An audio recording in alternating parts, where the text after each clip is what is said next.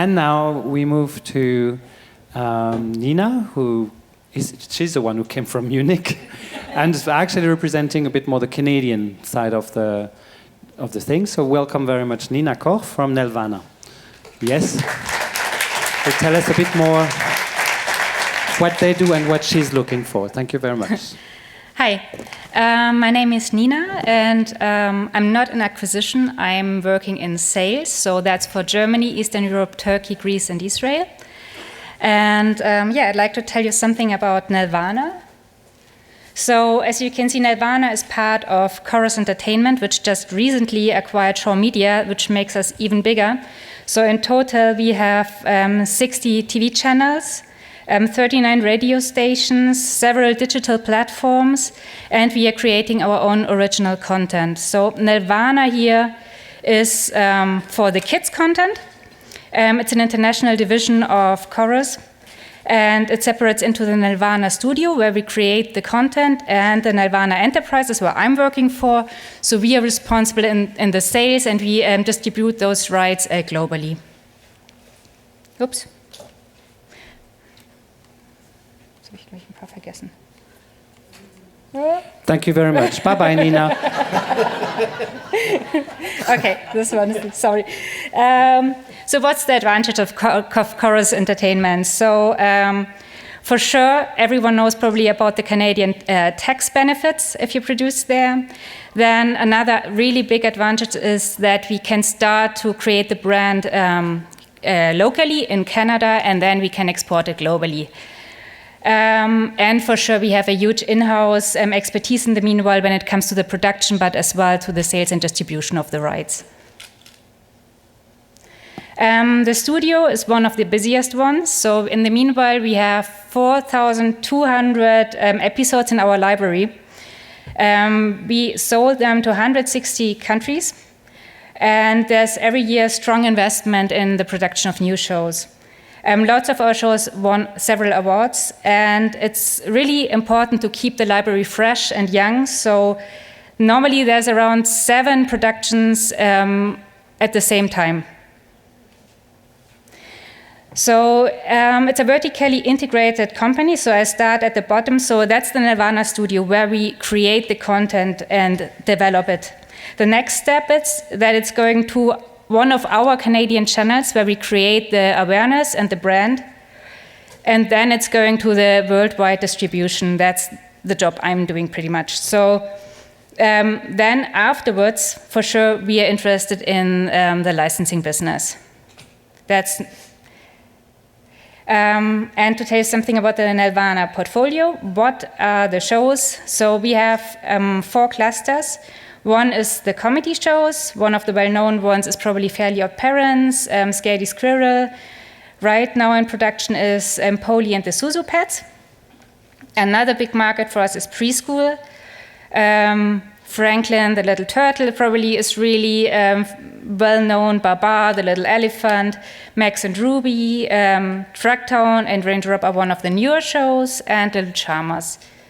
For live action, we don't care. Yeah, and we don't really as well. We do animation. Yeah, I was just joking. We really don't care that much because it's not one of our strongest. We don't really focus on that. So forget about it. And then we have boys action. Here it's pretty much a bit going the other way around. So we normally have a licensing partner on board really early stage, and we develop a show together.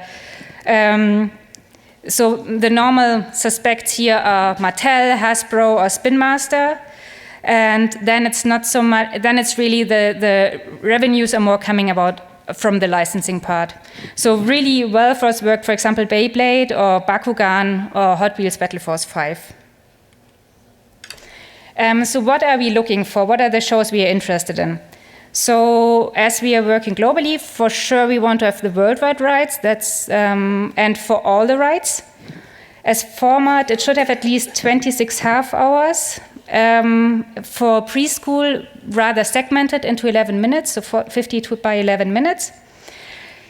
Really important for us that it works globally. I mean, we are not just a channel, we have to distribute these rights, and that's sometimes really a tough job because everyone has different slots and different interests in a show and target groups. So we can't really acquire really edgy shows. The target group for preschool is 3 to 5 years, and for the other shows it's 6 to 11. It should target to boys and girls. And if there's a licensing potential, even better. So yeah, that's already from my side. So you can always contact me and present projects, or to my colleague Antoine Ehrlichmann. He's overseeing the complete TV sales and licensing at the same time. So normally what we do in our group is that all the salespeople come together and we discuss, because we know our clients the best, and then we can evaluate if the show could fit or not. Thank you very much, Nina. Dankeschön, thank you. So, and similarly, because we discussed a bit before, so anyone with an idea, development can come to you. You'll then try to liaise with Canada and LA, because they're both based there, the development, in any stage of the development. Pretty much, any stage is possible. But I think more interesting is an early idea, because then we can develop together. Because perfect would be that it fits to our channels in Canada. That's a focus. Yeah, so your benchmarks are the YTV, Treehouse, and Teletoon. So the people should go there and watch a little bit online on their, how does it look like, the brand, and what kind of shows they've got on these channels. Exactly. So, but maybe we were discussing lately, so it could be just more European oriented as well. That's another option, but the focus for sure is that it works globally. Okay. And because you're mostly also working in sales, what is the new big global entrance, international entrance like Netflix and Amazon and now even YouTube with YouTube Red kind of meaning for you? What is it changing? It's really different for all the territories. For example, I think Germany is still, all the channels, the TV channels are really trying to protect themselves already. And all the contracts get really difficult. And there's so many new holdbacks and things to consider right now. But I think, I personally think it will change a lot. And all what you can already see for primetime shows, that they are producing their own content just for the platforms. And this will happen for kids for sure as well. Yeah, because some of them, like BBC, has been co-producing with Netflix, I think, some of the shows. It somehow seems to be compatible sometimes. But for sales, it makes it a bit more difficult. Yeah, absolutely. Okay. Yes, very difficult. Okay, so these are fantastic people acquiring. They have billions. They have many channels. They love your ideas. They want you to invade their online, their email address and offices. Do you have any other questions? Because we've been very, very, very good. My half German blood is very happy. We're on time. The French one is also very happy because they're lovely and fabulous. So, any question? This is like, some of you will meet them one-to-one tomorrow, but no? Good, then we'll have a coffee. No.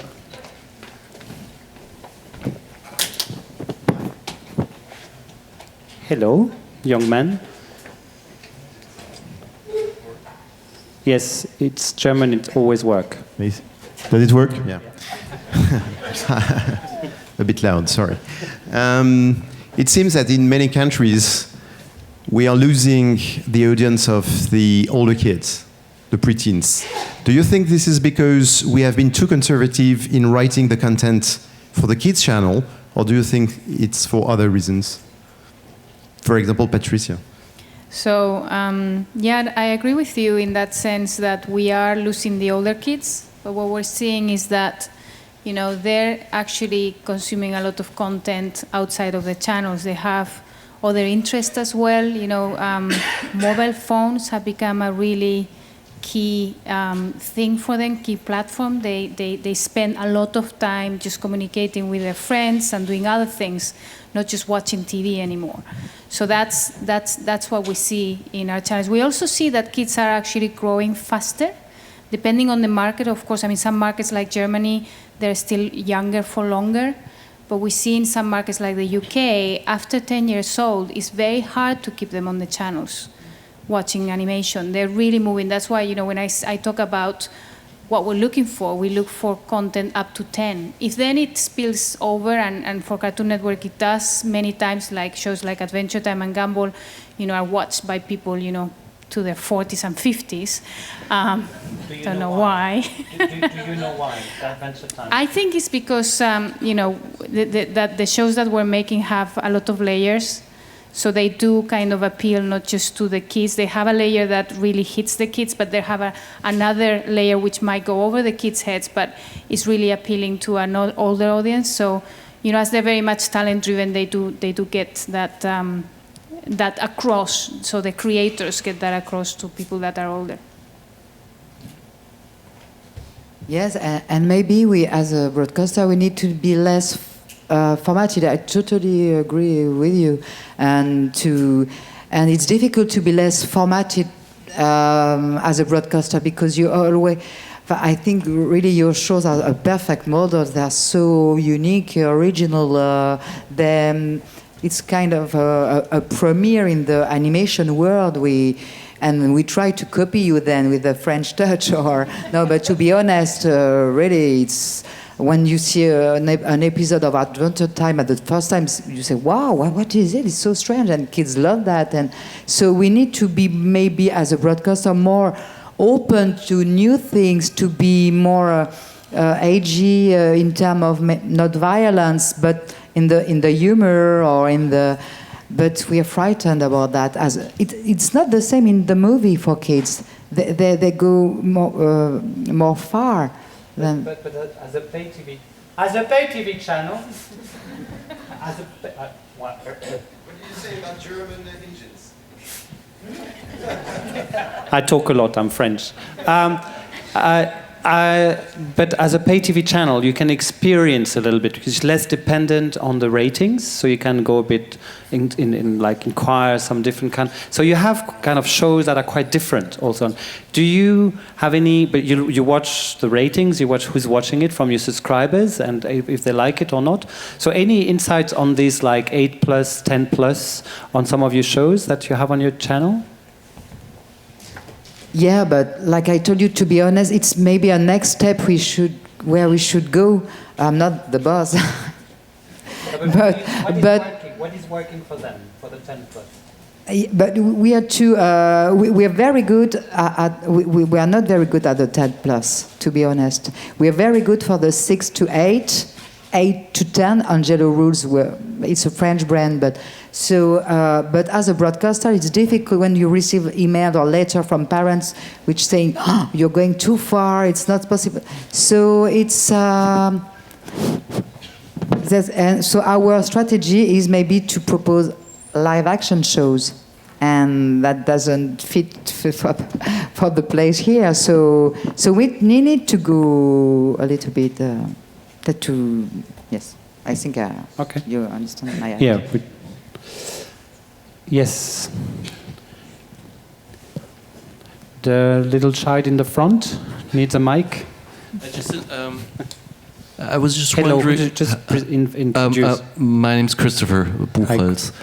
I just want to know if, because I have 2 kids and I hardly put them in front of the TV to watch cartoons. I choose movies and show the movies. So I was wondering, is that a trend, or what's the percentage of kids that are just put on in front of TV by the parents to just watch? Is that changing, and does it vary with countries or regions? Okay, there are 2 questions. There's like TV and feature films. When you talk, you say movies, you mean feature film, or you mean it on the tablet? But I guess here it's more about you have feature films on some of your channels. So there is a mix there. So if you can see the split, the differences, and then because you also have the VOD version of your channels, how many are actually choosing what they show to their children? Yes. Now the catch-up TV series is really going more and more successful. But I don't have all the ratings, to be honest. I can't say if it's a trend. But what I just see as a mother too, it's in the movie, in the feature film, the storytelling is more risky than in the TV series. So maybe that's the key. And we are a little bit, we don't dare to do that now, but I hope in the future. So even a producer proposes something too much, we say, oh no, we can't do that. Maybe one day we will do that. I hope so. Because I think maybe it's the key to keep this target age group. But I can't really reply to your question, sorry. Someone else? Any on the non-linear, on the VOD? Just on the feature idea, I think the writing level at features is really strong. And in series, we don't spend or haven't historically so much in that area. Certainly in Cartoon Network, we are spending a lot more of the budget in that area and rewriting, because you are up against some of the best stories, Pixar's and everybody else. So I think we need to up our storytelling at the bottom level, really, because good stories a kid will watch, I think. Is there a trend of people choosing rather than putting them in front of the TV? Well, we all know since Netflix started coming into the markets, there's been a trend of people starting to choose what they want to watch more than ever before. Of course, all of us have catch-up services, and we see how those are used even more. So we're seeing a lot of usage of our on-demand more than ever. That's growing. We also get given figures of any shows that we have in Netflix, and that those are usually quite strong and they do grow. But we do, You need a little bit of insight. I know they never talk about the viewership. No, you can talk about that. Kind of directions. No, you only see your own. You only see your own. You don't see anybody else's. But you always see how once the kids discover that it's there, they use it. But I think what's important to note is that TV is still the number one place that kids are going today. That has not changed yet. It hasn't been overtaken by the other platforms. Depending on the age group, there will be a different platform. So for example, the younger ones will go from TV will be number one, and then the tablet will be the number two. Whereas the older ones, it would be TV and then their phone, and the middle ones would be TV and then the computer. So depending on the age group, they will move from one main place to the other, but TV is still number one place where kids are going. Good. So yes, we have another question here. It might be the last one, because it's almost 6 o'clock, and we have a very important appointment at 6 o'clock. Thank you. Sorry, I'll make it fast. I recently pitched a show, and they told me that they were looking for potential in the brand marketing. So they wanted something people were going to dress up as for Comic-Con. And that was basically what they were looking for their next show idea, was backwards manufacturing from toys and from costumes. And I'm wondering where your channels sort of fit in that. Or have you thought of that? Is that something that you as content makers to be keeping in mind? Hey, will kids want to play with a toy of this? Will they dress up like this for Halloween? Or is that not important to you at all? Did I understand well? Toy drifts. Who are you? Just to introduce yourself. Oh, sorry. I'm okay. Steffi. Hi, Steffi. Hi. So from the US? I'm living in Germany. Yeah, from Germany. Yeah. So toy-driven is the question, right? Yeah, is that something you are looking for in the back of your mind when you listen to pitches, the potential of toy marketing and costumes?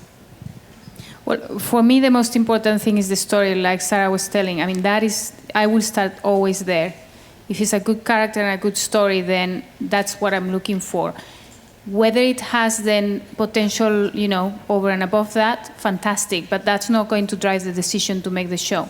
The most important thing, and I think I can speak for all of Cartoon Network in that sense, for us is the originality of the story. Steffi, know a little bit about? No, I also just wanted to say, like, for us, as I already revealed, I'm not the merchandising expert on our side, but it's always that we first evaluate the projects, programs from the content perspective, the story driven and those things. And then if we say, okay, we see potential, then it goes second step to the merchandising colleagues. And we would never do it the other way around. If they say, oh, it's great for toys and those things, and then we say, but the story, then we wouldn't go for it. So it's always that we first look at the content itself. Okay. Same. Good. Any other? May I just add something? Yeah. Sorry, Nina. We Yes, are lovely. sometimes really going the other way. So we Yes, you could have that. start from the licensing business and then create a show. For example, we are creating a show for Shopkins. I'm not sure if you know that, little tiny toy plastic things.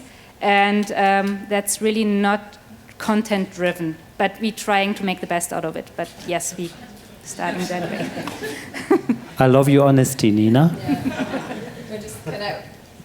Can I also quickly add something? I mean, that's also what I mentioned before. Like, we're also currently developing a series. It's actually live action, but still we're developing a series for a merchandising company. So in a way, that's then also merchandising driven because they want to expand internationally and want to, just grow even bigger. So, but still, in the end, it's very important to carefully develop that series, that it's good content in the end. So, yeah. And they're part of the mix, and sometimes they even buy companies. I mean, Mattel bought Hit, and some others will happen. So yes, it's part of the mix. And can I just add? Yes, that's why I told that I mentioned we like when it comes from book and not when it comes from toys. We prefer this direction, but. Okay, so thank you very, very much. Dankeschön. Merci. Thanks a lot to this fantastic panel.